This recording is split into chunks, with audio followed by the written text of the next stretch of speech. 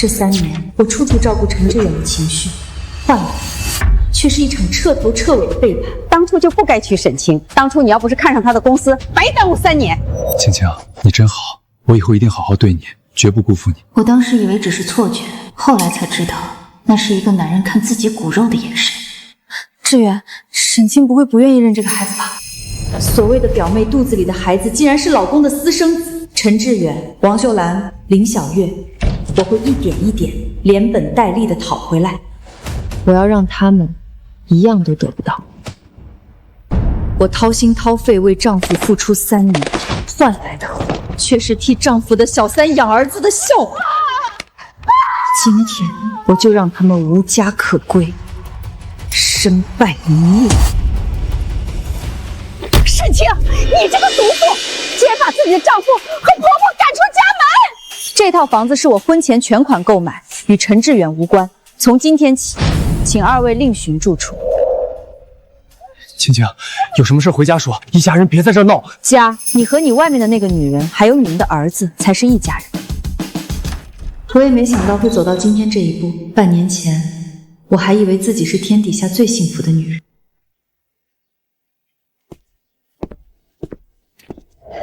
志远，这2天是我排卵期，咱们进屋，你怎么了？志远，青青，医生说我弱精，以后很难有孩子了，是我对不起你。你可以选择离婚，我宁愿自己一个人去另一个世界。志远，别这样，有没有孩子不重要，重要的是我们在一起。青青，求求你千万不要告诉别人，尤其是我妈。要是让人知道我不能生，我一个男人还有什么脸活在这个世上？青青，你是沈氏集团的总裁，他们都说我是靠你养着的软饭男，现在我真不知道怎么活下去。志远，你别胡思乱想了，以后我把公司交给你打理，只要你好好维护我们的事业，没人敢说你闲话。可是婆婆那边会不会对我……你放心，我保证家里肯定不会有人为难你，我妈那边我去搞定。青青，算我求你了。好，我答应你。谢谢你，青青。青青啊，这可是妈花3万块从深山老岭求来的生子神药，老神医说了，喝了保证生大胖小子，多少人求都求不来。妈，这也太难闻了，能喝吗？看你这孩子，这可是大价钱买来的，快喝了。妈，我什么意思？沈清，有些话我是给你留面子。你嫁到我们陈家，生不出一男半女，我和志远都愧对祖宗。今天这药你喝也得喝，不喝也得喝。志远，青青啊，妈也是为了我们好，你就喝了吧，反正对身体没坏处。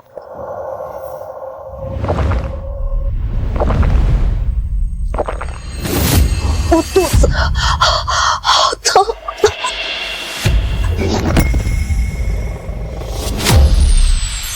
病人服用了不明成分的刺激性中药，导致严重宫腔感染，张侧输卵管受损，以后恐怕再也不能生育了。你看看你，我就说你身子弱，人家喝了都没事儿，就你喝了出事儿，真是个不下蛋的母鸡。我们陈家真是倒了8辈子霉才娶了你。你知不知道是你儿子？青青，对不起，是我没照顾好你，我以后会用后半生好好弥补你的。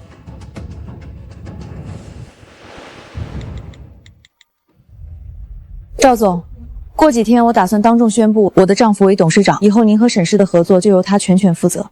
沈总，恕我直言，盛世集团能有今天的规模，我盛世也只认你沈清一个人。这件事儿电话里说不清楚，我希望能和你本人当面面谈。可以，赵总定时间地点，我准时赴约。正好趁这个机会多见几个老朋友，给志远铺路。青青，快来，妈给你介绍一下，这是志远在老家的表妹，叫林小月。唉，小月命苦啊，她男人出车祸走了，她一个人怀着孩子不容易，妈把她接过来住，你不反对吧？妈，住几天倒没什么，只是她月份这么大了，来咱们家住不方便吧？青青，咱表妹一个人在老家没人照顾，孩子也快生了，咱家房子大，就让她住到生完孩子再说。表嫂真是麻烦你了，我不会添乱的。看你说的，一家人不说两家话。青青，妈跟你商量个事儿，妈寻思着你俩膝下也无子，不如把这孩子领养了，以后给你们养老送终。妈，这是你的意思，还是志远的意思？当然是咱妈提出来的，我刚开始没答应，可我和你的情况你也清楚，咱们得面对现实。我想着等孩子一出生，就让表妹回老家再嫁个人，以后咱们对孩子好点，等老了她也能给咱们养老，你说呢？青青可是通情达理的人，我们老陈家3代单传，她也知道不能让我们陈家断后。妈，哎呦，我真是老糊涂了，青青别介意啊。我当时以为只是错觉，后来才知道那是一个男人看自己骨肉的眼神。我出去见几个老朋友，先走了。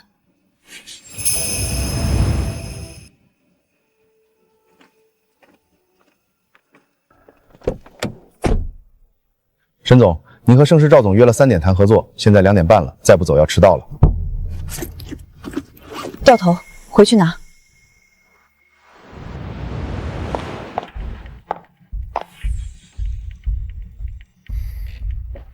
趁热喝，别饿着我孙子，妈特意给你炖的，放了枸杞红枣，对孩子好。谢谢婶，还叫婶儿，叫妈。妈。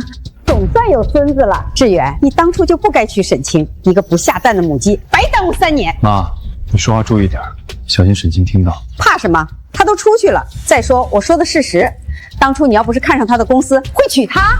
妈，志远，沈清不会不愿意认这个孩子吧？小月，你就踏踏实实住在这儿，等孩子生下来，沈清敢说一个不字，我就跟他离婚。反正集团已经在我手里了。就是，志远现在可是集团董事长，沈清还能翻出什么浪？这3年。我处处照顾陈志远的情绪，换来的却是一场彻头彻尾的背叛。所谓的表妹肚子里的孩子，竟然是老公的私生子。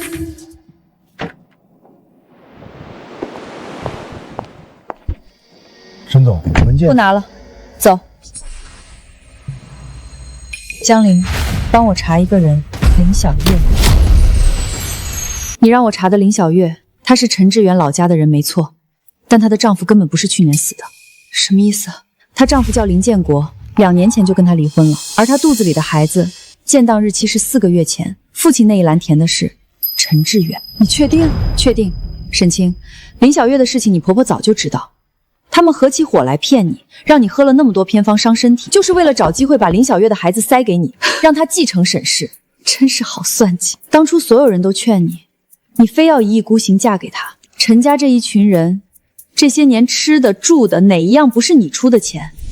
青青，你也知道，公司里那些老股东一直看不起我，觉得我就是个吃软饭的上门女婿。我在公司连正式股权都没有，说话都没底气。可是志远，公司是我爸留给我的，股份的事。我明白，你是不信任我，也难怪，本来就配不上。不是那个意思，志远，你别多想。青青，我不要你全部的股份，你就给我一半。让我在公司股东名册上有个名字就行，这样别人也不会再说我了。可是，青青，我只想在公司站稳脚跟，好放开手把项目做起来。以后我们有了孩子，也能给他一个更好的家。好，那就按你说的办。青青，你真好，我以后一定好好对你，绝不辜负你。江玲，我要离婚，要不要直接起诉他们？不，我不想打草惊蛇，帮我查一下我所有婚前财产，申请财产保全。不是要算计我的财产吗？我要让他们一样都得不到。明白，我这就去办。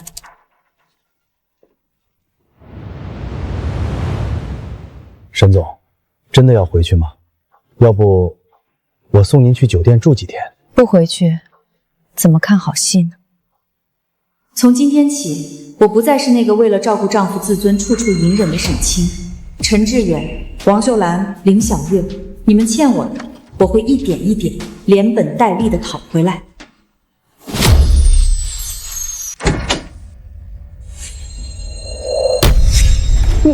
你怎么回来了？不是说去谈合作了吗？合同忘带了，回来拿。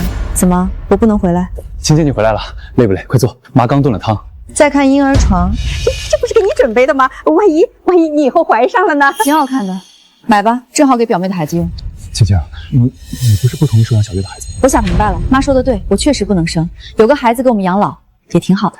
就是嘛，我就说青青是个懂事的，你放心，这孩子生下来，我们肯定让他跟你亲，以后长大了好好孝顺你。梁嫂，谢谢你，不客气，我应该谢谢你，毕竟是你让我从这段失败的婚姻中清醒过来。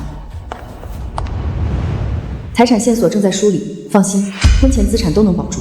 沈清，我还拿到陈志远和林小月在老家登记的夫妻关系证明，他们为了给孩子上户口，在老家那边办了个假婚证，证据全部保留。好，有了这个，他就是板上钉钉的重婚罪。对，而且我还查到他偷偷转走了公司账上一笔钱，虽然不多，要慢慢再起诉，够他喝一壶的。不急，慢慢来，戏要慢慢唱才好看。陈志远，你放心，我不会让你这么快就身败名裂的，我要让你先站到最高处，再狠狠摔下来。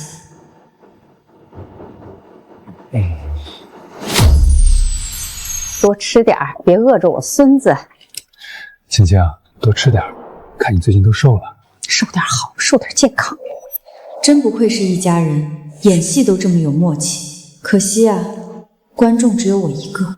哎呦，宝宝又踢我了。踢得重不重？是不是饿了？妈，再给小月盛碗汤。好好好，我这就去。志远，下个月是不是妈60大寿啊？对，是我正想跟你说这事儿呢。对，60大寿可得好好办办。我这辈子就这一次60大寿，必须办得风风光光的。应该的，妈辛苦了一辈子，60大寿确实该好好庆祝。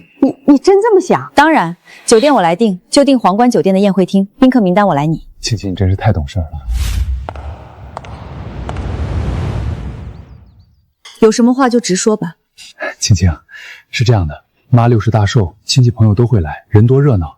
我想着趁着这个机会，你当众宣布一下，我们要领养小月的孩子，你看怎么样？我不是逼你，我就是觉得当着这么多亲戚的面宣布，也显得我们家和睦，妈脸上也有光，而且以后孩子名正言顺，别人也不会说闲话。当众宣布？对，就寿宴当天，给妈敬完酒，你就当众说，以后这孩子生下来我们领养了，以后我们陈家的产业也有他一份。果然，他们打的是这个主意，不仅要我认下这个孩子，还要我当众承诺分家产。可是会不会太突然了？不突然，青青，我知道你委屈，但为了这个家，为了妈，你就委屈这一次好不好？以后我保证我这辈子都对你好。好啊，真的，青青，你答应了？就按你说的，寿宴当天我收养林小月肚子里的孩子做赶尸。青青，你真好，我就知道你最懂事了。我当然会当众宣布，只不过宣布的内容可能和你想的不太一样。那我先去做事了，不打扰你工作。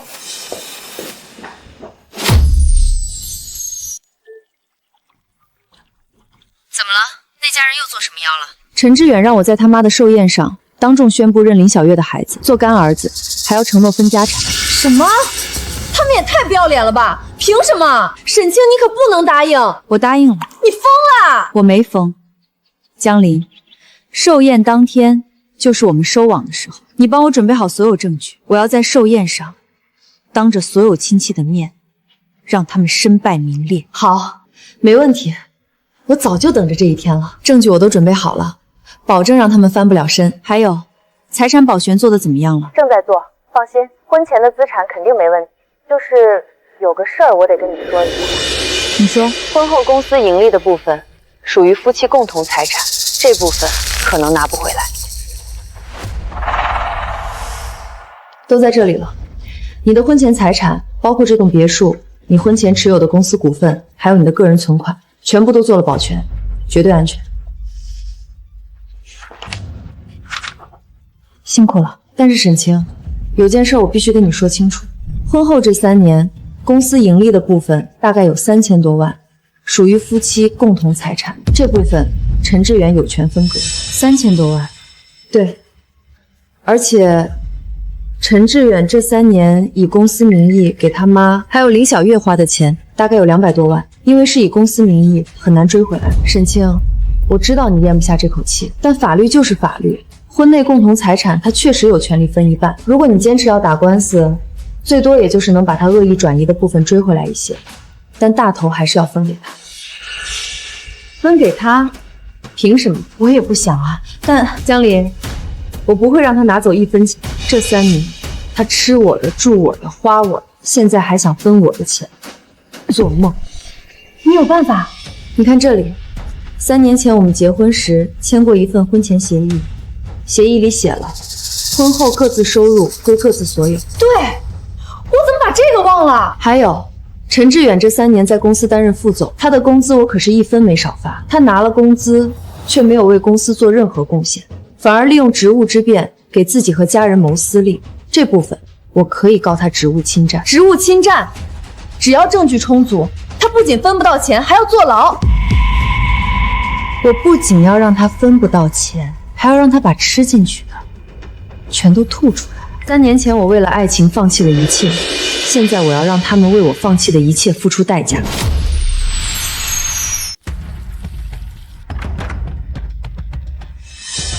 青青回来了，快来看我给小爷做的新衣服，孕妇穿的，宽松舒服，挺好看的。妈，寿宴的宾客名单我拟好了，你看看有没有要加的。好，好，好，该请的都请了。这次我要让所有亲戚都看看我儿子多有出息，娶了个这么能干的媳妇儿。青青，辛苦你了。等寿宴结束，我带你去国外度假，好好补偿你。不用了，公司还有很多事。志远，我有点累了，想回房休息。好，好，好，我扶你上去。慢点走，小心脚下啊！得意吧，尽情得意吧，你们的好日子没几天了。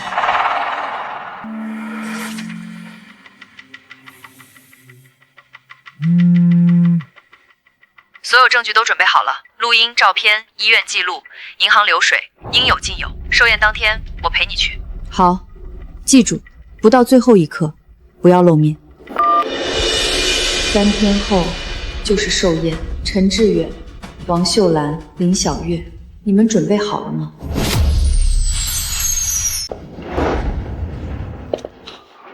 沈总，您看这样布置可以吗？舞台、音响、灯光都是按您的要求来的，菜单也确认过了，都是最高标准。记住，明天所有的流程都按我给你的时间表走，1分都不能差。您放心，保证万无一失。陈志远，你不是想要风光吗？我给你，只不过这风光之后就是万丈深渊。你看我这身衣服怎么样？明天我就是全场的焦点。妈，您今天就是全场最靓的老太太，明天所有亲戚都会羡慕您，有个这么能事的儿子和媳妇儿。明天宝宝也能沾沾奶奶的喜气。我的乖孙子，明天啊，我们就在宴会上向大家宣布，你就是我家的宝贝孙子。以后啊，整个沈家都是你的。没错，等沈清当众宣布了，以后沈家的公司财产就都是我们陈家的了。到时候我们想怎么样就怎么样。志远，你说沈清真的会当众宣布吗？他不会反悔吧？妈，你放心，他都答应了，而且他那么爱面子，当着那么多亲戚的面，他不会反悔的。再说了，他现在不能生，除了认这个孩子，他还有别的选择吗？说得对，他沈清就算再有钱，还不是得乖乖听我们的。明天就是我们陈家扬眉吐气的日子。3年，我处处照顾陈志远的自尊，处处忍让婆婆的刁难，结果换来的是背叛和算计。既然这样，就不要怪我。江玲，明天的事情都准备好了吗？放心，所有材料都准备好了，离婚协议书、财产保全证明，还有陈志远职务侵占的证据都在我这里。明天寿宴结束，我们就可以直接向法院起诉。好，辛苦了。3年婚姻就当是一场噩梦，明天梦该醒。你怎么来了？被沈清发现怎么办？怕什么？他睡得跟死粥一样。明天一过，我们就再也不用偷偷摸摸了。等沈清认了孩子，我们就可以光明正大的在一起了吗？等拿到了沈家的财产，我就跟他离婚，娶你进门。到时候你就是名正言顺的陈太太。志远，你真好。真好，明天我就送你们一份大礼。秀兰啊，恭喜恭喜，60大寿办得这么风光，你可真是好福气呀！哪里，都是孩子们孝顺，还是你有本事，养了个好儿子，还娶了个这么能干的媳妇儿。沈总可是咱们市有名的企业家呀。那是，我们家青青啊，就是懂事儿，知道孝顺老人。这是我老家的表妹，怀孕了，过来住几天。妈，青青怎么还没来？急什么？他是东道主，肯定要最后才出场。再说了，这么多亲戚，他还能跑了不成？志远，他不会真的反悔吧？放心，他不敢。当着这么多亲戚的面，他丢不起这个人。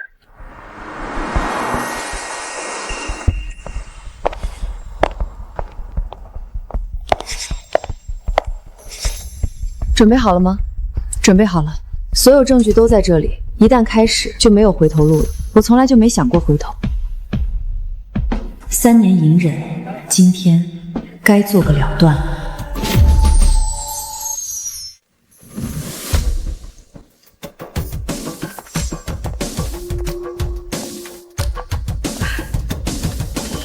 青青，你可来了，大家都等着你呢。青青，你怎么才来？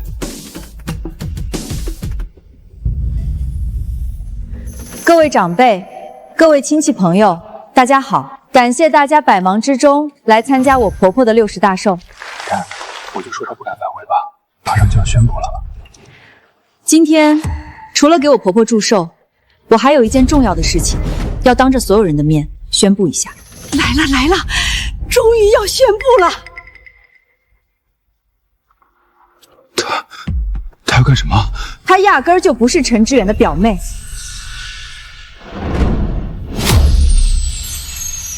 不是表妹，那是什么关系？我说看着不对劲儿呢，哪有表妹怀孕住表哥家的？沈清，你疯了！你胡说八道什么？大家别听他瞎说，小月就是我远房表妹的女儿，千真万确。远房表妹？哪个表妹？叫什么名字？家住哪里？你倒是说出来听听。那是老家很远的亲戚，你不认识哦？是吗？那我怎么查遍了你们陈家所有的亲戚谱，根本就没有一个叫林小月的人。妈，别说了，我们下去说。我偏要说，沈清，你这个毒妇，你就是嫉妒小月怀孕了，你自己生不出孩子，还见不得别人好。沈清姐，我知道你不喜欢我，可你也不能这么污蔑我啊！沈清，你太过分了！小月怀着孕呢，你怎么能这么欺负她？欺负？好，那我再告诉大家一件事，她肚子里的孩子就是陈志远的。我的天，原来是这样，怪不得这么护着，原来是自己的种，这也太不要脸了吧！你放屁！你血口喷人！我们家志远不是那样的人。是吗？那你们为什么要把她藏在家里，对外谎称是表妹？造孽啊！真是造孽呀！事到如今，我也不瞒大家了，其实我们是想领养这个孩子。沈清嫁过来3年，肚子一点动静都没有，我们陈家就志远这一根独苗，不能断了香火。是他生不出孩子，我们没办法，才想着找个孩子领养。小月是个苦命人，未婚先孕，孩子的爹跑了，我们好心收留她，等孩子生下来就抱过来养。我们这么做还不是为了给你留个后路？你不领情就算了，还反过来污蔑我们，你的良心被狗吃了吗？是真的，大家要相信我们，我们就是想领养这个孩子。我和小月真的没什么。我只是想给孩子找个好人家，我没想到会给大家带来这么多麻烦。原来是这样啊，那好像也说得通。难说，我看不像领养那么简单。领养？陈志远，4个月前你为什么在老家民政局和林小月登记了夫妻关系？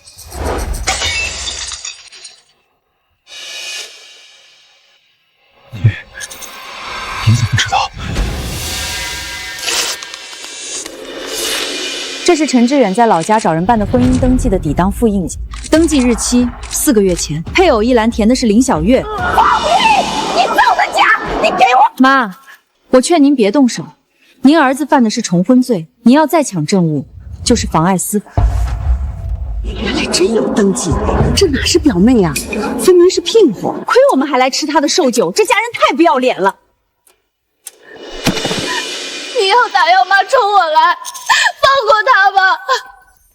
沈清姐，是我不要脸，是我勾引的志远。这姑娘也挺可怜。继续磕啊！刚才那一下地板声不够响，重来。陈志远，3年婚姻，你给我喝了多少碗偏方？第1年17碗，第2年29碗，第3年43碗，总共89碗，我喝到宫腔感染、输卵管受损。你妈在旁边笑着夸我懂事，但你忘了一件事，我之所以3年怀不上，从来都不是我的问题。陈志远天生弱精，体检报告上白纸黑色的写着，是你求我别告诉任何人，是你求我对外说是我不能生。赶紧拍下来，大家都看看这是什么畜生！嘿，亏我们还觉得沈清亏待了你们，天底下怎么有这种男人？沈清，你要毁了我们吗？是你们先动手的，我不过是还手罢了。你有什么证据？我是沈清女士的代理律师江玲，这里有3份已经递交法院并获立案的法律文书，包括重婚罪刑事自诉状、离婚起诉书以及财产保调申请书、起诉双副本和传票，你们很快会收到的。什么传票？你吓唬谁呢？您看不到传票是正常的，因为传票还没寄到，但立案通知书我已经收到了，法院的案号在这儿，案号、受理日期、承办法官全都清清楚楚。您儿子有没有犯罪，不是靠谁嗓门大，是看法院怎么判。沈清，3年夫妻，你一定要这样吗？一定要赶尽杀绝吗？你说夫妻一场别做得太绝，那你妈灌我药的时候也没见你手软。你放屁！是你自己不能生，你今天还敢反咬一口？你给我等着，我要去你公司闹，我要让全天下都知道你沈清是个什么东西！我就说嘛，那会儿他来走亲戚，肚子就显怀了，说是老家收养的表妹，可哪家表妹天天在表哥家待着？可不是，我看志远平时对他那个殷勤劲儿就不对劲儿。闹吧，你闹得越凶，摔得就越惨。你给我等着！我要告你诽谤，我要让全城的人都知道，你沈清自己生不出来，还怪别人。她嫁进来3年，肚子没动静，我急呀，到处求医喂药，花了多少心血。她倒好，反过来说我害她，天理何在呀？她占着志远3年不给我们陈家留后，志远也是没办法，哪个男人不想有孩子？你们评评理，我当妈的想抱孙子有错吗？妈说的对，我身体好得很，每年体检都是正常的，但我陈志我行得正坐得直，不怕他诬陷，我就是想要个孩子，这有什么错？哪个男人不想传宗接代？我不能生。3年前，你瞒着我去医院做了检查，这份报告上写的是陈志远精子活力低下，自然受孕概率极低，你自己不能生，却让我喝了3年的药。什么？不能生的真的是志远？那小月肚子里的孩子是怎么回事？上面写的弱精，又不是没概率怀上。这么说，小月肚子里就可能是陈志远的唯一一个孩子，怪不得这么着急，这是想让私生子继承媳妇的家产啊！你伪造的，那是假的。公章在这里，医生签名在这里，日期、病历号都在。你要不要现在就打电话去医院核实？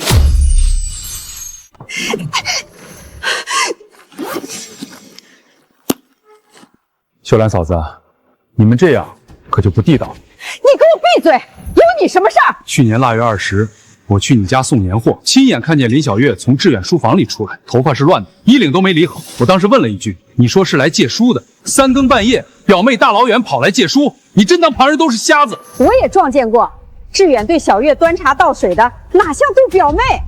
还有一回，我在镇上看见他俩逛街，志远还给他拎包呢。你们胡说什么？那是亲戚正常走动。三婶，你误会了，我跟小月清清白白，我一点问题都没有。你们还愣着干什么？他这是要毁了我们陈家，就眼睁睁看着外人欺负自家人。青青啊，你看闹也闹了，气也出了，要不就算了吧，毕竟夫妻一场，这日子也得继续。青青啊，得饶人处且饶人，志远他是有错，但你看看，他们就想要个孩子，反正你现在也生不了。谁生的孩子不都姓陈吗？就是，你好歹叫了秀兰姐3年妈，她年纪也大了，你真忍心看她儿子去坐牢？做人留一线，日后好相见嘛。青青，我错了，你别这样好不好？我们回家说，我给你跪下了。都给我让开！恶意围堵、言语骚扰、限制他人人身自由的，情节严重者可处5日以上10日以下拘留。你们谁想试试？你算什么东西？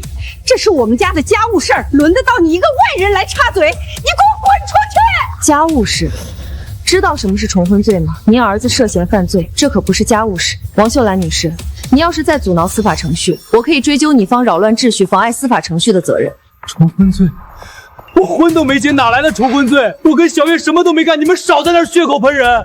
就凭几张破纸鞭子就想告我儿子，做梦！你们有本事拿出真凭实据来，别在这虚张声势吓唬人！我不怕你们！巧了，我这里正好有一个，这个 U 盘里存着陈志远先生和林小月女士在老家办理假结婚证的完整记录，包括户籍变更档案、公证文件草稿，以及办理人亲笔签字的原始单据。王阿姨，您刚才说几张纸片子不算什么，那这份真凭实证，您觉得够不够？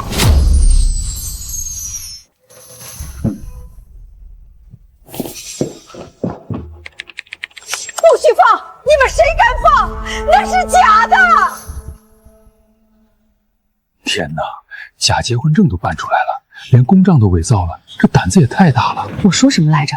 这家子人从一开始就没安好心，骗婚骗钱骗人生孩子，现在连证都敢造假。陈志远，你当初跟我说办那个证就是为了给孩子上户口，你说那就是一张纸，走个流程，没有别的意思。现在怎么办？你闹什么闹？现在什么时候了，你还在这里添乱？你想把志同送进监狱是不是？你也不想孩子刚出生没有爸爸？孩子有没有爸，是你们说了算的吗？如果志远去坐牢，他是你孙子的同时也是罪犯的儿子，我的孩子凭什么要背上你们陈家的罪？各位都看到了，假结婚证是重婚罪的核心证据之一。此外，根据我们掌握的证据，陈志远先生在婚内还存在恶意转移夫妻共同财产的行为。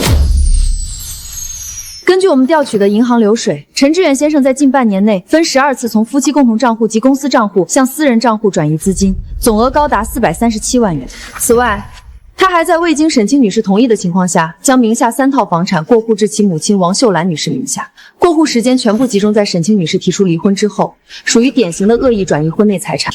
400多万，这也太狠了吧！这是要把人掏空啊！吃绝户啊！这是，那些钱是我的合法收入，是我自己赚的。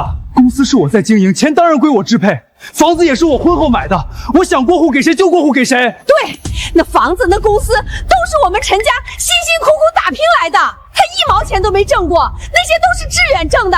第一，我们现在住的这套别墅是我婚前全款购买，购房合同、付款凭证全部在我手里。第二，公司注册资金500万元是从我个人婚前账户直接转入的，公证书和转账记录上日期、金额、账户信息清清楚楚。完了，陈家这回是彻底完了，骗婚、骗钱、骗感情，全让人家捏着正着。青青啊，咱有话好好说，何必闹成这样呢？你看，志远他确实做的不对，但你们好歹夫妻一场，要不这样，咱们私了，你开个条件，妈都答应你。房子、钱都分你一半，行不行？王阿姨，您刚才说我1毛钱都没挣过，现在又跟我说分一半，您这张脸变得可真快。那你说，你想要多少？你开个价，只要你别告志远，什么都好商量。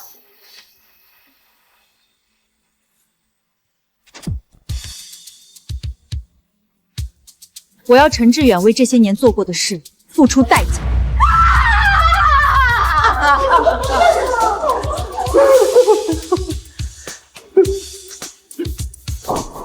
我的孩子不能变成罪犯的儿子。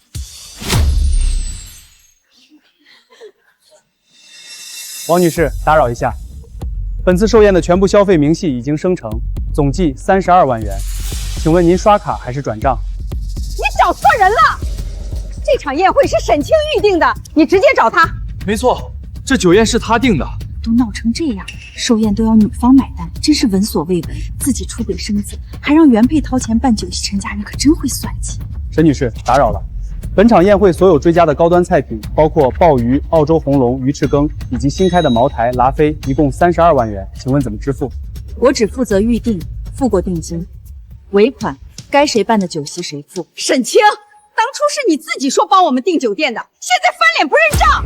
妈，哦不，王阿姨，我订的是标准套餐，8万8内档。可您和陈志远为了在亲戚面前充面子，自作主张把菜升到顶配，又开名酒，这多出来的20多万，我没义务替您买单。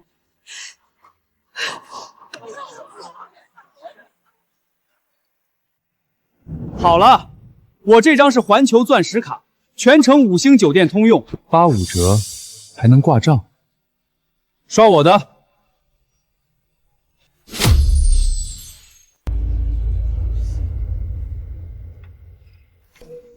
陈先生，这张卡的持卡人姓名是沈清女士，并非您本人。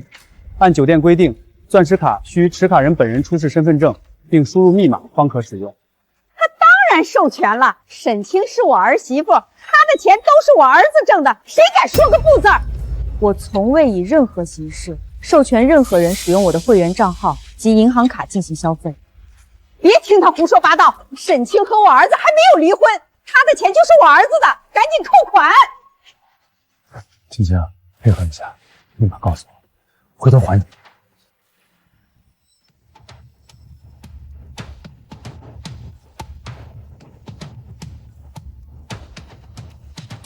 不好意思，这张卡已被冻结。沈清，你故意冻结卡的是不是？你安的什么心？想让我们在这么多人面前丢脸是不是？你这个不孝的东西，心肠歹毒，故意刁难我们祖孙3代，你不得好死啊！老天爷，你睁睁眼吧！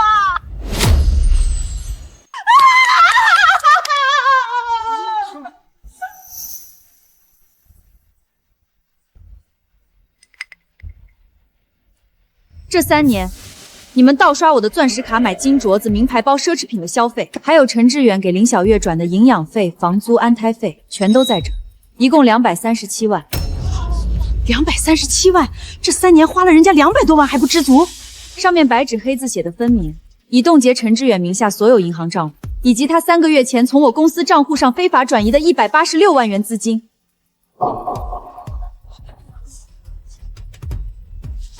怎么会这样？这张卡我3个月前就冻结了。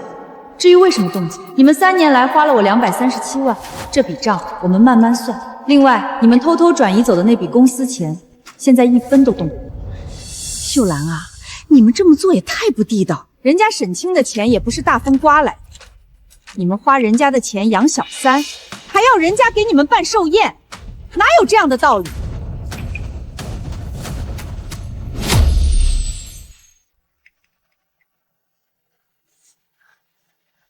你这个没用的东西，连老婆的卡都看不住，还把转移的钱弄丢了，我养你有什么用？一点本事都没有！还好意思说我？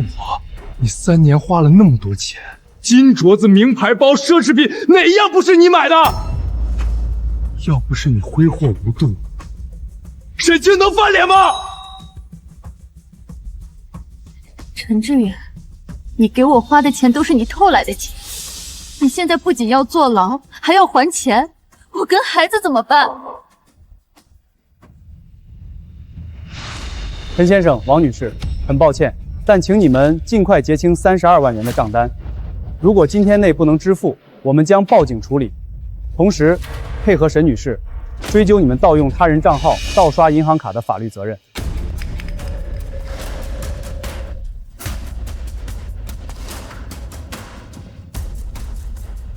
妈，把你那些金首饰卖了吧，先把账结了再说。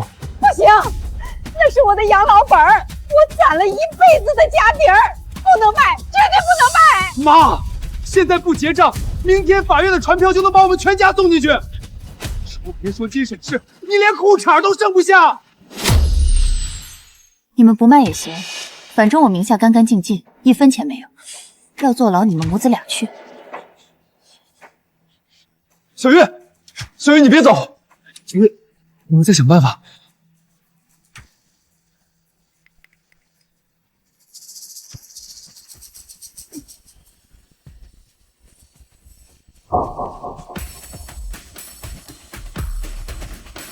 项链12克，镯子一共30克，戒指4克，总共46克。按今天的金价，每克998，工费扣除，一共给您算45908块。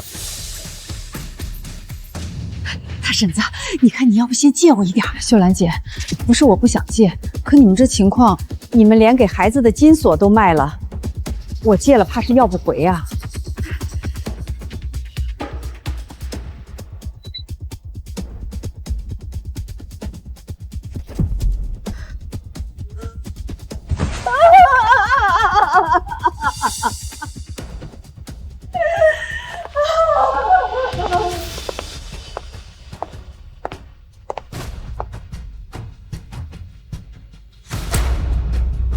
这是追加诉讼申请书。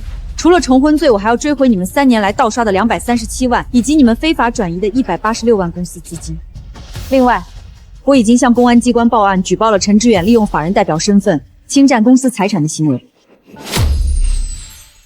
完了，全完了，钱没了，房子没了，公司也没了，都怪你，没用，连个女人都管不住。闭嘴！要不是你天天逼他喝药，他能这么恨我们？够了！你们吵够了没有？陈志远，你口口声声说爱我，说会给我和孩子一个家，结果呢？现在你要面临坐牢！你少在这矫情！当初是谁自己贴上来的？是谁说愿意跟志远过日子的？现在出了事就想撇清，你想得美！我当初瞎了眼，上了你们陈家的贼船，但你们记住，我肚里怀的是陈志远的种子钱，可这个孩子不欠你们陈家1分1毫。从今天起，这孩子不姓陈，跟我姓林。你敢？那是我们陈家的根！陈家的根？我的孩子，我说了算。从今往后，你陈家是死是活，跟我的孩子没有半点关系。你去哪儿？你不能走！你走了孩子怎么办？那是我们陈家的种，你把孩子留下。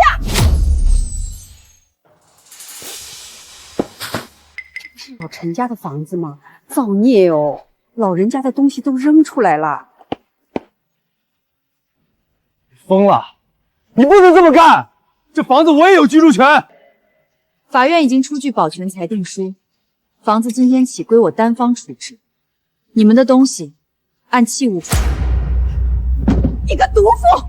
我陈家3代单传毁在你手里，你还霸占我房子，你还有脸站在这儿看？你是不是人？你还有没有良心？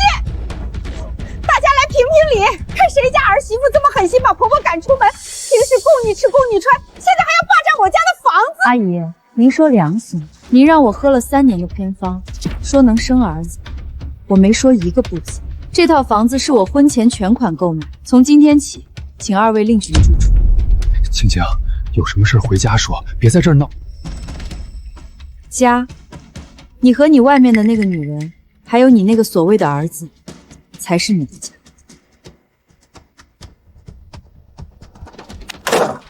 你说话，你哑巴了？她是你的女人，你连个女人都管不了。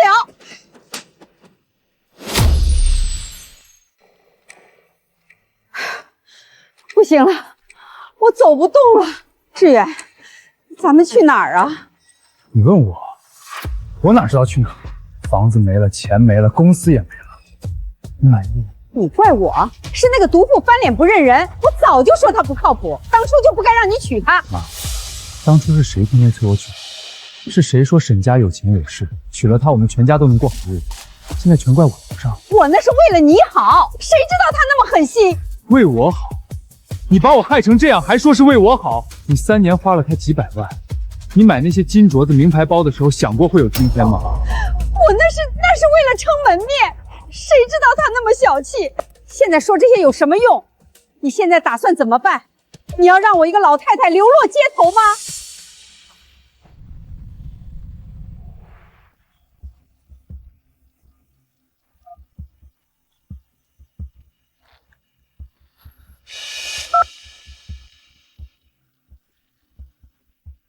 喂，小月，你在哪儿？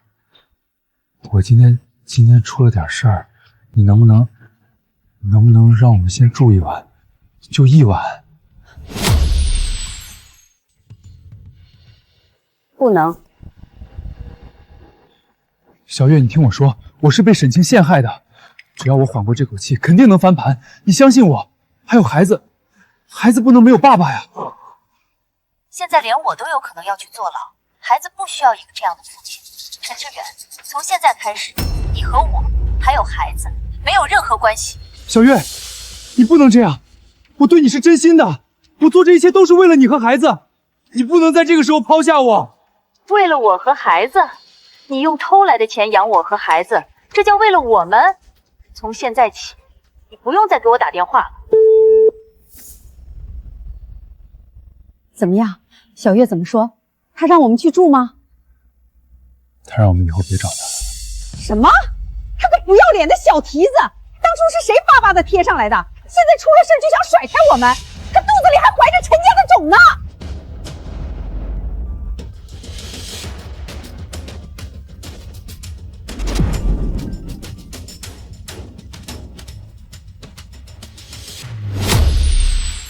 陈志远，你还记得3个月前借的那笔300万过桥贷吧？说好3个月还本付息，今天最后一天了，利息还欠着呢，本金1分没动，怎么着？是打算把这钱赖掉？那个，我这边最近资金周转出了点问题，你再宽限我几天。宽限？你上个月也是这么说的。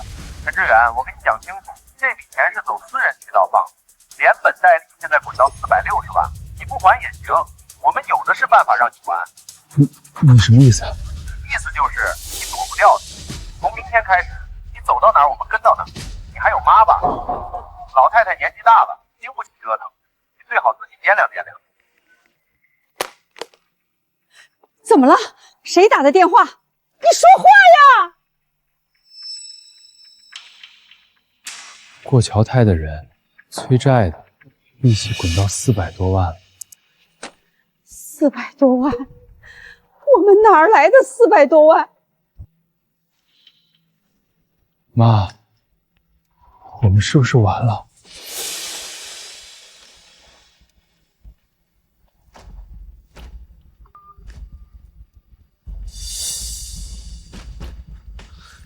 走，妈，咱们回老宅。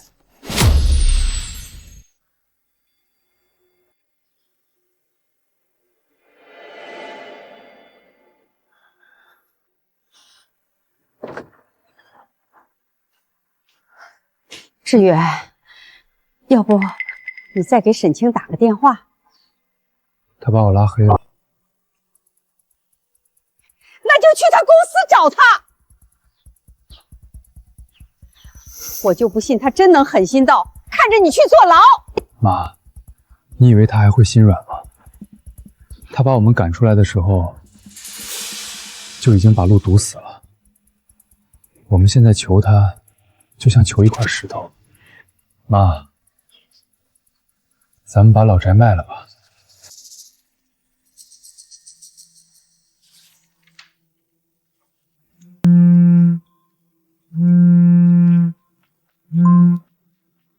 喂，沈清，办成了，老家那个宅基地的保全裁定已经送到镇上了，陈志远那边过2日应该会收到。好，那他很快就知道他以为的最后一条退路，我也替他堵死了。老宅那块地实际上值不了多少钱，宅基地流转受限，就算正常卖也就几万块。但你这一手打的不是钱，是人心。我知道钱我不缺那点儿，但我就是要让他明白，他每退一步，路就会少一条，直到他退无可退。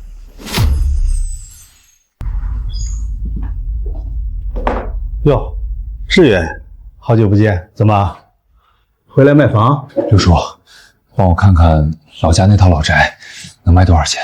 志远啊，你那套房子，按理说宅基地手续齐全，卖个7、8万没问题。但是呢，昨天镇上司法所的人来打过招呼了，说你那套房子已经被法院保全了，暂时不能交易。你说什么？保全？谁申请的？还能有谁？沈清呗。说是你婚前那套房子本身就有争议，现在正在走司法程序，法院那边已经下了裁定，这房子在判决生效前不能过户，不能抵押。他怎么能？那是老家的房子，跟他有什么关系？这我就不清楚了。人家走的正规程序，法院的文书都下了，我这边没法给你办，你回去问问律师吧。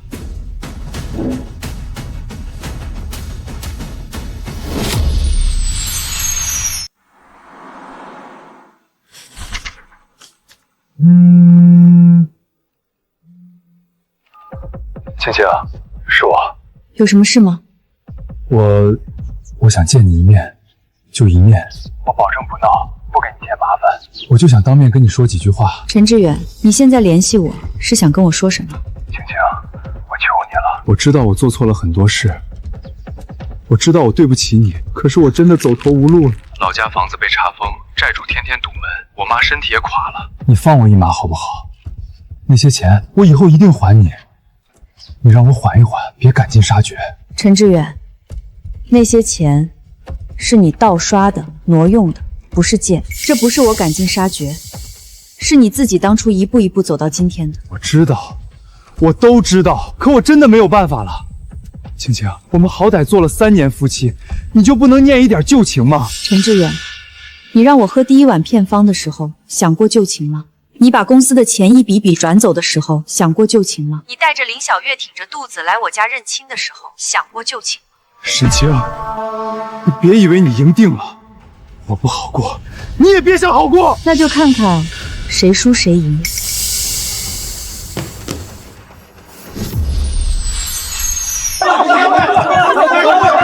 陈志远、王秀兰，你们别躲了，我知道你们在里面。今天不给个说法，我们就不走了。他们怎么又来了？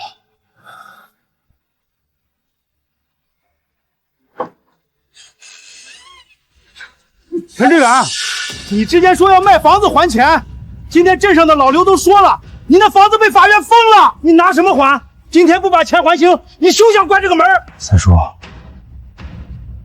房子确实被法院保全了，我现在也没办法，你们再宽限几天，我出去凑钱。凑钱？你拿什么凑？你那个有钱的前妻把路都堵死了，你还能从哪儿抠出钱来？我告诉你，当初借钱的时候，你可是拍着胸脯保证的。现在倒好，钱花了，人跑了，连个响都没听着。你今天不给个准话，我就打电话报警。欠债还钱，天经地义。我就不信法律只帮你前妻，不帮我们。他二婶儿，咱们是亲戚，你不能这么逼我们。我们老陈家到底哪儿对不住你了？当年你家盖房子，我们还借了钱给你。当年是当年，现在你儿子欠我8000块，你拿当年的事儿出来说，是要抵债还是怎么着？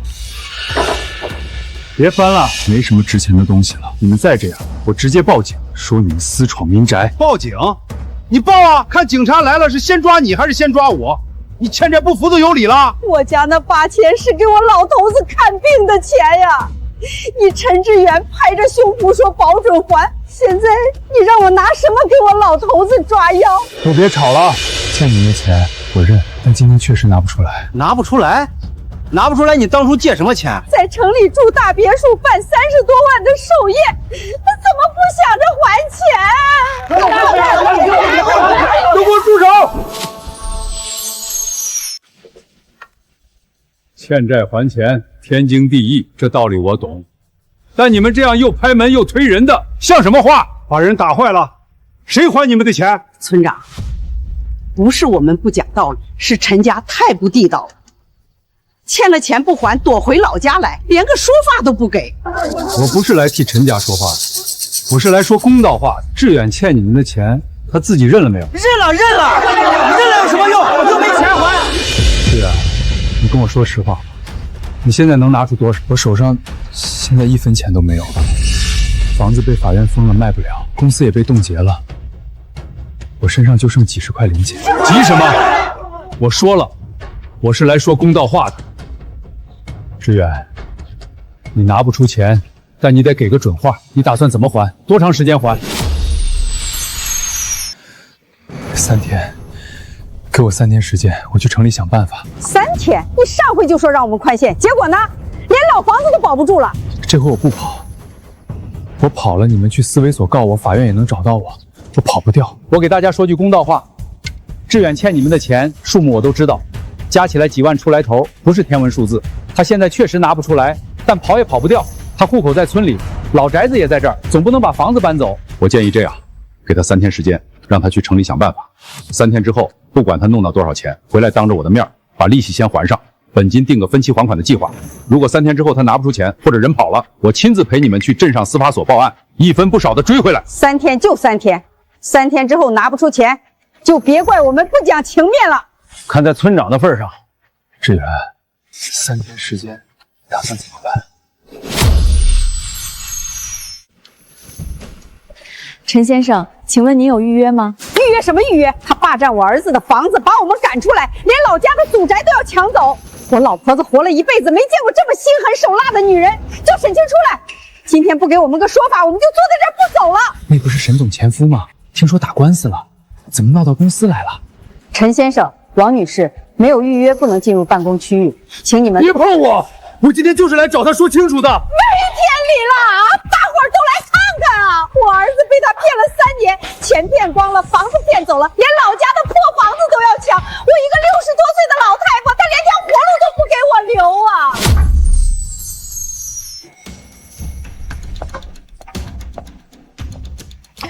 我说怎么这么热闹？原来是你们。沈清，你来的正好。你今天当着大家的面把话说清楚，你凭什么霸占我儿子的房子？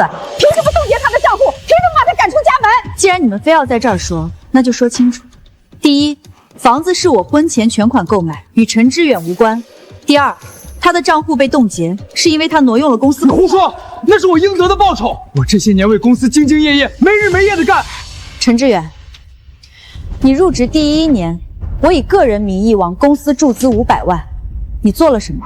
你以公司名义先后12次转账到你妈的账户，这些银行转账明细算不算挪用公款？第三，你说的3年兢兢业业我承认，但你也别忘了，结婚当天我们签过一份婚前协议，上面写的清清楚楚，婚后各自收入归各自所有，你的工资我1分没少发，你为公司创造的价值我也从未否认，但你拿走的已经远超过你应得的部分。什么婚前协议？那是假的，我们从来没看到过。王阿姨，需要我现在让律师把协议原件送到你手上吗？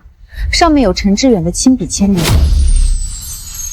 公证处，狗屁的公证处，那是我儿子被你逼着签的。你一个有钱人，想弄什么弄不出来，你找个律师画个押，就能把我家房子吞了。你心怎么这么黑呀？你们都听听，都看看，这个女人嫁进我陈家3年，我拿她当亲闺女待，天不亮起来给她熬粥，她加班到半夜，我热的汤等她，结果呢，她翻脸不认人，把我赶出家门，把我儿子房子抢走，把我攒了一辈子家底全掏空了。女士，请您冷静。冷静什么冷静？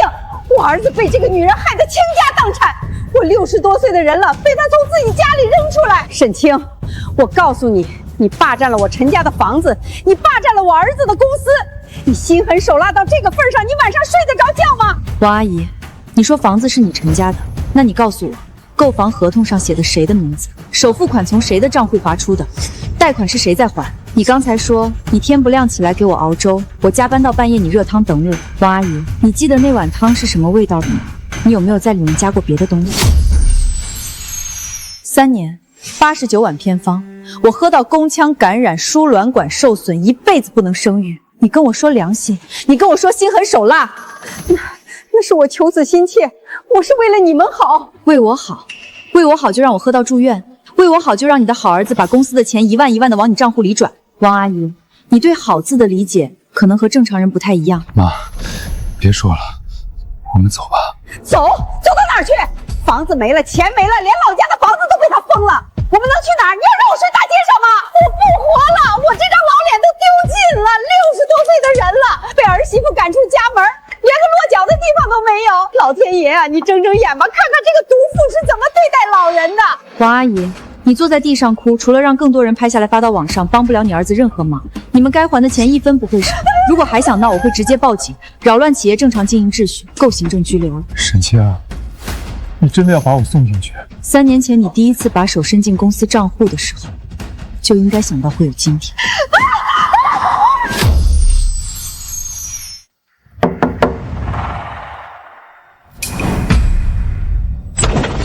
别关门，我们有话跟你说。你们来干什么？我跟你们已经没关系了。没关系？你肚子里怀的是我陈家的种，你说没关系就没关系？婶子，您儿子欠了一屁股债，重婚罪、职务侵蚀，马上要坐牢。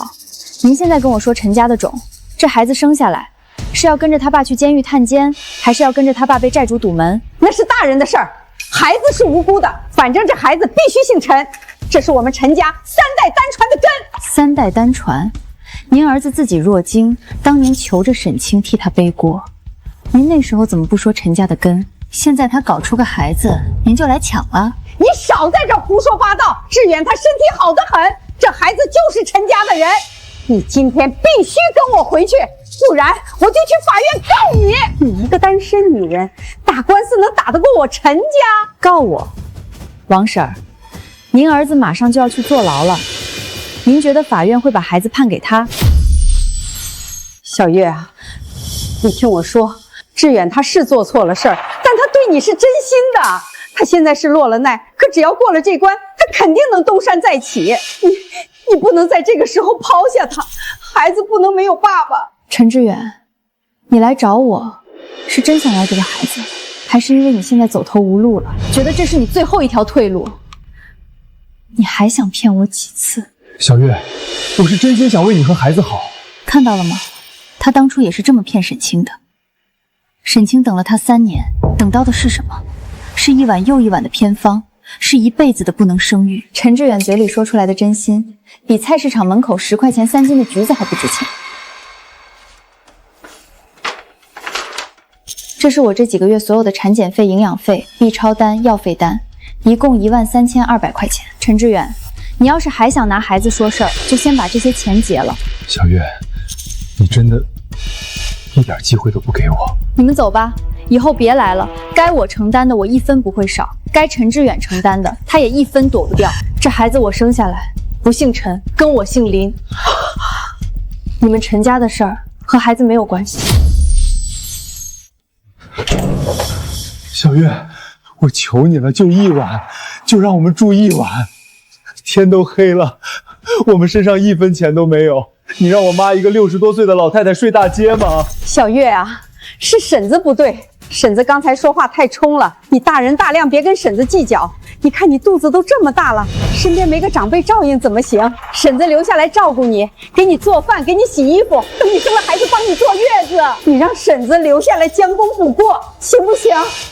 陈志远，你当初骗我说你离了婚，说你公司上市了就娶我，你让我挺着肚子去沈清一家认亲，让我喊他表嫂，让我看着他喝那些偏方。你现在跪在我门口说就住1晚，你让我怎么信你？我知道我错了，我全都错了，我不求你原谅我，你就当可怜可怜我妈，她高血压，晚上在外面冻1宿会出人命的。就1晚，明天天一亮你们就走。你们住客厅沙发，不准进卧室，要是半夜有什么动静，我立刻报警。小月，你心真好，婶子就知道你是个善良的孩子。你们睡客厅，茶几底下有被子，厕所在走廊尽头，安静点，我睡了。志远，他心软了，这就是机会。他肚子里那个总归是你的种，你赖着不走，他能真报警？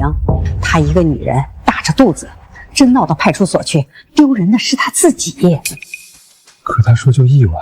林小月这孩子，我早看透了，刀子嘴豆腐心。你只要赖住了，他拿你没办法。明早你去给他熬碗粥，说2句软话，他还能把你轰出去？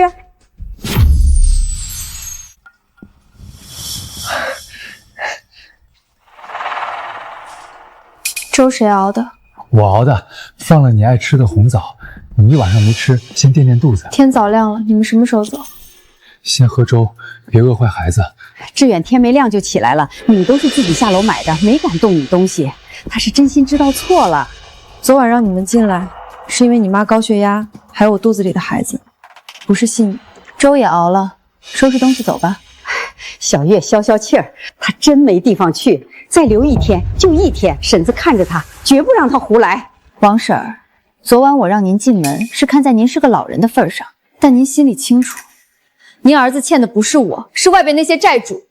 你们赖在我这儿，债主找上门，我怎么办？我一个孕妇，你们是想让我替你们扛雷？小月，你说这话可真是戳婶子的心了。我们娘俩现在就是走投无路了，才来找你。你要真把我们轰出去，我们真只能睡桥洞了。粥我喝，但你们中午之前必须走，这是我最后的底线。看见没？他喝了第1口就有第2口。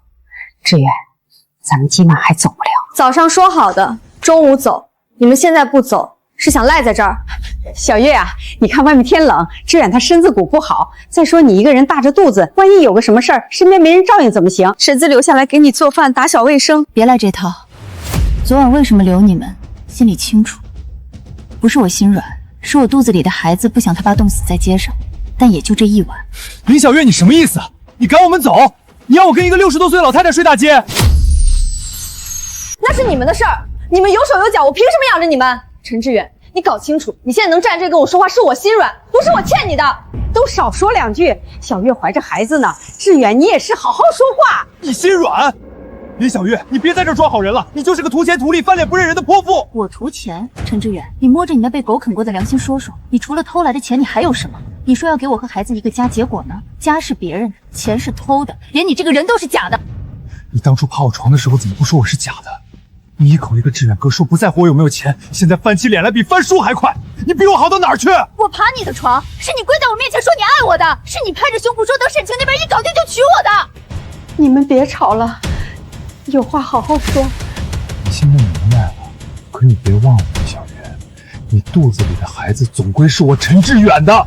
别拿孩子说事儿，你出过1分钱，陪我去过1次产检，连孩子的 B 超单都没看过一眼。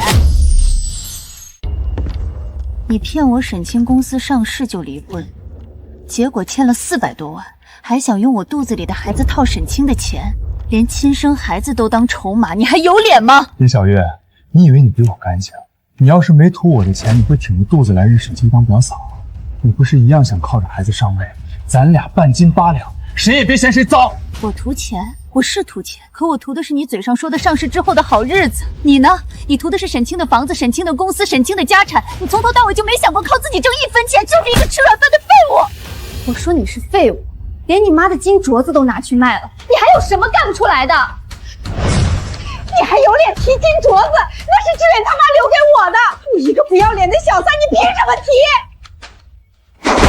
放开！王婶，你儿子走到今天这个地步，有一半是你惯的。你明知道他有老婆，还帮他瞒着，帮他骗人，帮他灌沈清喝药，上梁不正下梁歪。你骂我可以，你骂我妈试试。我说错了吗？你妈当初给沈清喝的偏方是你求的，你端过去的吧？你妈现在这样是你害的吧？你们母子俩一个贪一个蠢，凑在一起正好一家。你这个小贱人，你给我滚！这是你的房子是吧？好，我们走。志远，咱们走，我稀罕他这破地方。林小月，你记住今天你跟我说的话。志远，你走慢点儿。你说他怎么这么狠心啊？把2个大活人往外赶，他肚子里还怀着陈家种呢，他就不怕报应吗？报，妈，你说谁遭报应？我们母子俩现在连个睡觉的地方都没有，你跟我说报应？那也是他太绝情了，你好歹是他孩子的爸。行了，别说了，先找个地方待着。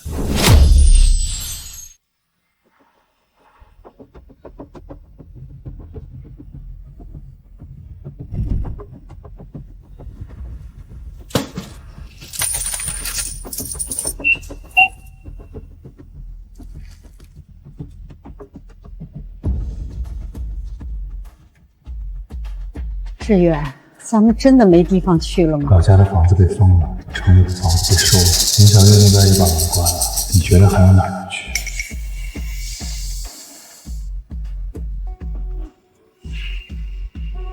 对啊，林小月当初我给她买过一块卡地亚手表，还有几个包，加起来少说值个10来万。她屋内肯定有一些东西，就算她关了门不让我进，她总有出门的时候。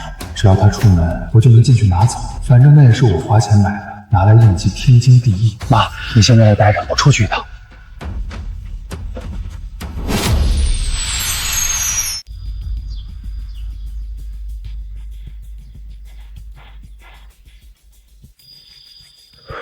那块卡地亚手表是去年情人节买的，专柜价4万8，二手怎么也能卖2万。那2个包，一个 LV， 一个 GUCCI，10万块，够还一部分利息，也能让催债的人再宽限几天。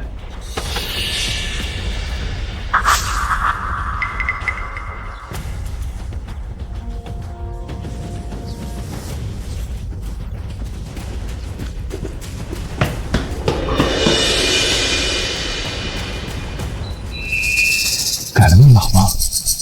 果然，密码就是这个。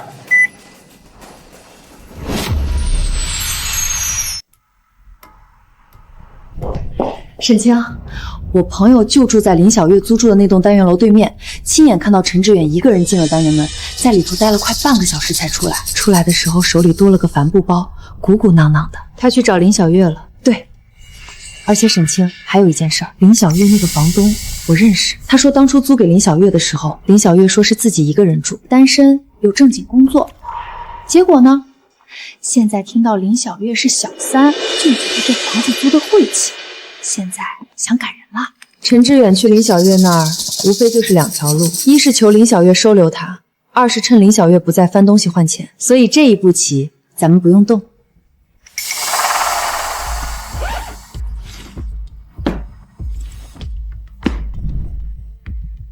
包是正品，但成色一般，用过1年以上了吧？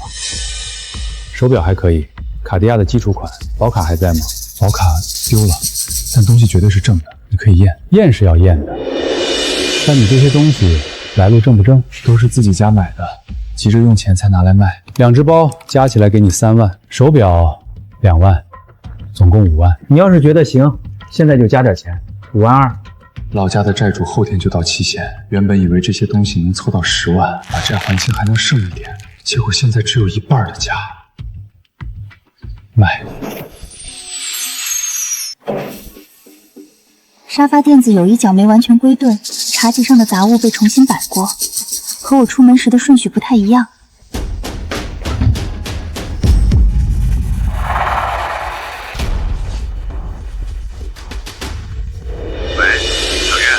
陈志远，我的包，我的手表，你给我放回去。什么包？你说什么呢？我不明白。你别跟我装！我出门的时候门锁是好的，回来东西就没了。昨晚只有你和王秀兰住在我这儿。陈志远，你偷了我的东西还敢不认？是，我拿了。怎么了？那些东西本来就是我花钱买的，我拿我自己的东西应急，天经地义。你哪来的钱？全是你偷沈清的！用他的钱给我买东西。现在还好意思说天经地义？你还要不要脸？林小月，我警告你，别在这儿跟我摆谱。你跟我是一条船上的人，我要是翻了船，你以为你能好过？东西我已经卖了还债，我身上已经背了好几个罪名，再加一个盗窃也无所谓。但你呢？你什么意思？当初怎么爬上我的床？我全有证据。我要是进去了，就把聊天记录、转账线图全抖出去，让所有人都知道你是什么人。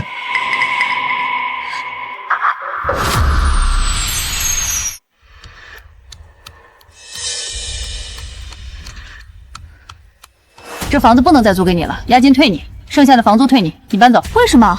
我合同签了1年，这才住了没多久。签合同的时候不知道你是给人当小的。我们这个小区是单位家属院，住的全是正经人家，容不下你这种小三。你赶紧收拾东西吧，最好今天就走。退的押金和房租，待会儿转你微信。钥匙你走的时候放门口鞋柜上就行，别赖着不走。我们不想惹麻烦。你听到了？听到了。我被赶出来了。今天就要搬。你在哪儿？我去找你。找我？然后呢？咱俩一起睡大街？你现在这个样子，去哪儿？回老家，你爸妈不会让你进门。你现在也没有地方住，我刚租了一间房，你搬过来跟我们一起住吧。那几万块钱还了老家的债，租了间房子，还能撑几天呢？妈，这点钱撑不了多久。我去劳务市场看看，听说那边有保洁的活儿，还管一顿饭，1天80。你60多了，人家要你吗？不要也得要，总不能真睡大街。你呢？你打算怎么办？洗车行招人，我去试试。多大了？58，干过家务，有经验。58，看着像68。保洁1天80，早7点到晚5点，中午管一顿饭，干不干？干！什么时候上工？下午就有一家写字楼缺人，赶紧过去，别迟到。会洗车吗？不会，但能学。行，新手1天150，日结，干得好加钱，干不好滚蛋。今天有辆大奔要惊喜，你跟着老师学。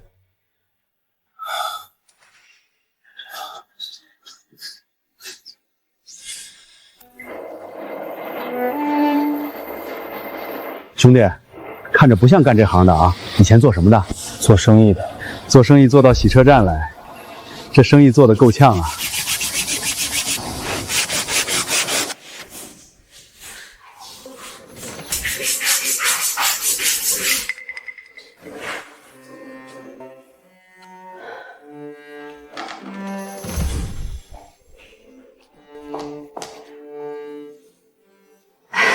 不好意思，打您路了。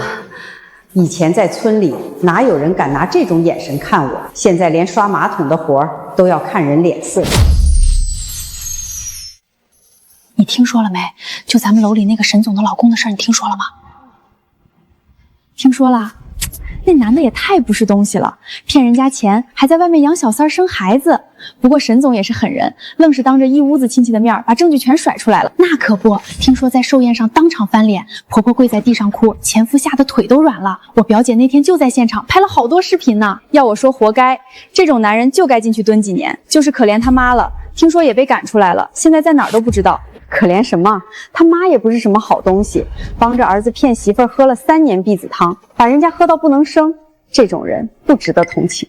以前在村里，谁不喊我一声秀兰嫂子？现在连人家的闲话，我都只配躲在墙角听。我这张老脸早就丢尽了。王婶儿，灶台上那碗粥是不是凉的？我说了我要喝热的，凉的伤胃，对孩子不好。你听见没有？听见了，这就给你热。行了，热好了，喝吧。你拿个干净碗行不行？这碗边全是水，一会儿烫到沙发上你洗啊。你自己没长手，从早上到现在，你指使我端水，指使我热粥，指使我给你铺床，你当我是你家保姆？保姆？你和你儿子住我的，吃我的，我不使唤你们使唤谁？房租是我出的吧？这屋里的水电费也是我掏的吧？哼，我一个孕妇，我没钱请保姆，使唤你们干点活怎么了？你掏的钱？你掏的是谁的钱？那是我儿子卖了东西换来的钱。要不是他偷了你那些破包破表去卖，哪来的钱交房租？你一个靠男人养活的小三儿，在这充什么大爷？你再说一遍，我说错了吗？你现在吃的用的哪一样不是靠致远？怎么，说到你痛处了，你倒是反驳啊！孩子。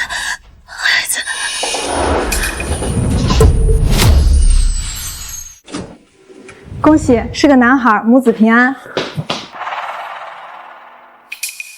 我当爸爸了。长得倒是像我们家致远，就是那脾气特别像他妈。妈，产妇现在很虚弱，需要休息，家属先别进去太多人。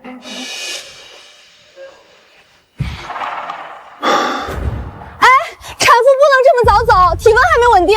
没事没事，农村人皮实，回去养一样的。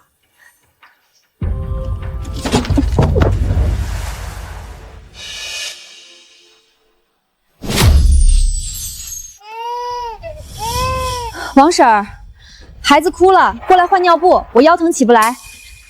轻点儿，刚睡着又弄醒了。你当年怎么带陈志远的？我养志远都没这么多讲究，你才生完几天就躺着不动，连孩子都懒得哄，有你这么当妈的？我当妈轮不到你说。这房子房租谁出的，你心里没数。要不是陈志远偷我包去卖，你们早喝西北风了。那包本来就是志远买的，他拿自己东西应急，怎么叫偷？这房子是他租的，你揣个孩子还真当女主人了。他用什么买的？用沈清的钱，刷的沈清的卡。你们偷别人的钱买东西，还好意思说是自己的？我没告他偷窃就不错了。60岁了，伺候完儿子，伺候孙子，还被个小三儿骑在头上。王婶儿，中午买2条活鲫鱼炖汤，死的不要。鲫鱼汤？现在鲫鱼多少钱一斤？我们连肉馅馒头都舍不得买，你倒会享受。真当自己还在沈清家？我喝汤是为了下奶，奶水不够，你孙子吃什么？你不想奶就自己喂，你有奶吗？吵！一天到晚吵死了！谁？陈志远先生，这是传票和契租双副本，请签收。什么传票？沈清，是沈清吗？还能有谁？沈清的律师提交了证据。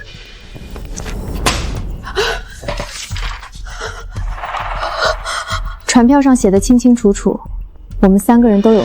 你重婚、职务侵占、盗窃数罪并罚。王婶儿盗刷，我协助重婚的从犯。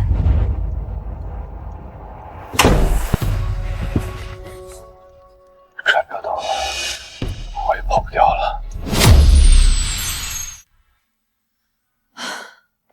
7年，判下来了。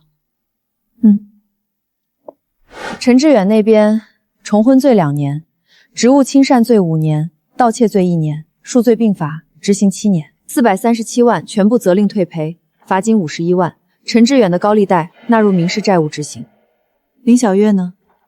协助重婚的从犯情节成立，加上参与伪造婚姻登记材料，法院认定他构成重婚罪的共同犯罪。但考虑到孩子刚出生不久，情况特殊，依法从轻处理，刑期1年，暂缓执行，罚款3万，要求30日内向你做出书面道歉。他自己做的选择。孩子刚出生就面对暂获执行的母亲和正在服刑的父亲，这个结果对他来说已经够重了。3万罚款，那边允许他分期缴纳。孩子还小，处于特殊时期，社区监管那边也会酌情安排。他如果能安分守己，2年后考察期结束，这件事就算翻过去了。王秀兰犯盗刷罪，鉴于认罪态度较好，从轻处罚，判处有期徒刑1年6个月，缓刑2年执行，罚金3万元，都是他们自己咎由自取。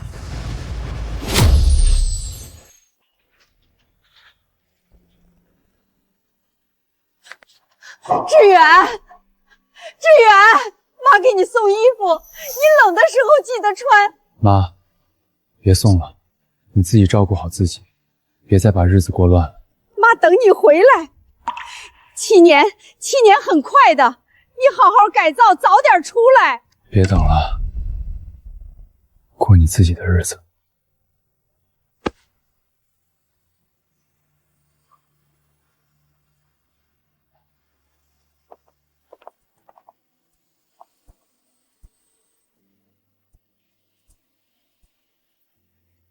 那边是押送通道，我知道。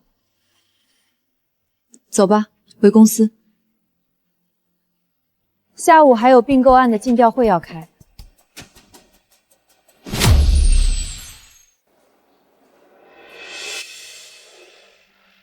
你这是要搬走？租了个合租房里的单间，在城南，跟人合租，1个月400。那孩子怎么办？你一个人带？我带。法院判了缓刑，我得定期报到。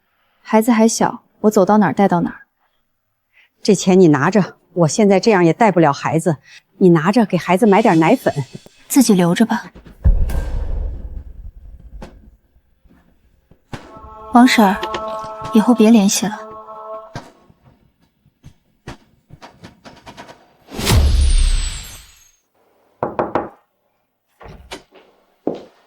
楼下新来的咖啡师拉花不错，你尝尝。比之前那家好。对了，林小月那边，她搬了新住处，在城南跟人合租，孩子带在身边，过得很不好。她的事儿结束了。盛世集团的签约仪式定在下周3，地点在皇冠酒店，换了新的宴会厅，不跟寿宴同一个厅。好。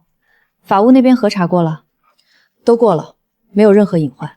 你上次特别叮嘱的退出机制和现金流模型，财务团队又走了一遍，全部合规。那就按计划推进。盛世集团那边初步估值比我们预期高出12%，如果一切顺利，很快能进行更多合作。以前觉得那些日子过不去，现在发现不是过不去，是我不愿意回头了。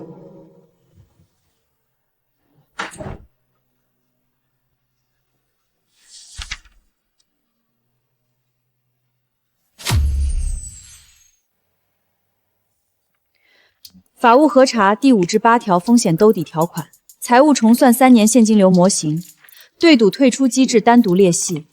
我不希望这笔收购留任何隐患，以前踩过的坑，填平了就是路。大家该汇报的继续。半年前我以为自己一无所有，现在公司更稳，钱也追回来了。原来清走了错的人，留给自己的空间远比想象中更大。刚收到的，你让我调取的项目基金拨款记录。今天先到这儿，大家按照刚才的分工推进，下周同一时间我们再碰一次。比我预想的快。我以前总觉得翻篇要大张旗鼓告别，现在才明白，真正的翻篇不需要任何仪式。那你现在还想得起吗？记不太清了。走，请你喝咖啡，楼下新开的那家。